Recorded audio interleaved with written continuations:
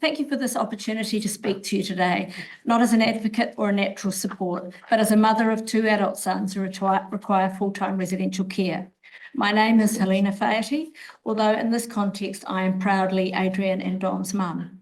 I am here to share why families like mine are worried and concerned by the Disability Support Services Bill and why I believe it must be rejected in its current form.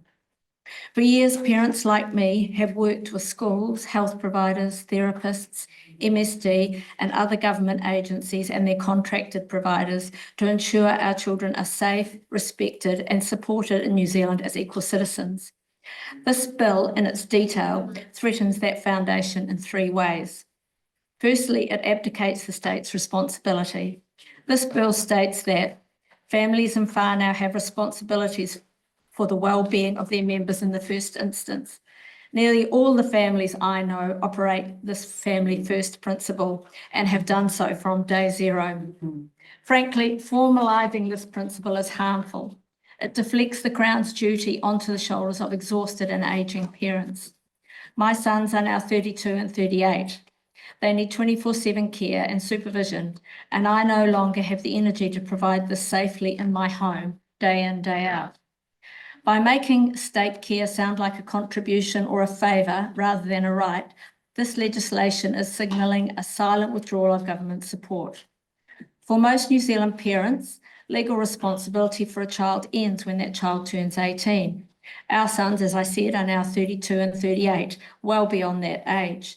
Yet under this bill, families like ours would still be considered responsible in the first instance. As the definition of family in this bill casts a very wide and interesting net, it tells us that under the first principle, public funded support is conditional upon utilising available family and community resources. In families like ours, once my husband and I are no longer up to this role, this would mean that the responsibility lies with our brothers and sisters and uncles and aunts, and if none of them are available, step families, cousins, nieces, nephews will have to take up this role. This feels unsafe. Secondly, I'm grateful that no one's support changes for 3 years. But in 2019, this bill will give sweeping powers to the minister to set up new programs with minimal public or any parliamentary scrutiny. It leaves the door wide open for the possible future income and asset testing without any baseline protections in law. Families who have planned and worked to secure a safe living environment for their loved ones are now living in fear that the rug will be pulled out from under them and that they will be forced to cover impossible to predict costs out of their own pensions. Thirdly, I cannot ignore the context in which this bill was rushed to Parliament. It was drafted directly in response to the Supreme Court ruling that recognised some family carers as government employees, instead of using that landmark decision to honour and fairly compensate families for the immense work they do. This legislation was designed to shield the Crown from further litigation and fiscal risk.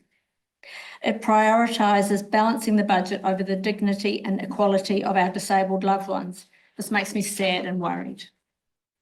Love and necessity drive me and my husband to care for our sons, but love should never be a substitute for government infrastructure. The state has a moral obligation to provide sustainable long-term support for New Zealand's most vulnerable citizens. This bill is telling families like mine that our equality in modern society is some sort of fiscal problem to be managed and controlled. Are we now somehow a burden or a second-class citizen? Disabled New Zealanders and their whānau deserve the legislative framework that protects their rights, not one that treats them as obstacles to avoid. I urge you to reject this bill. We must go back to the drawing board and build a system with the disability community, not a system done to them. Thank you.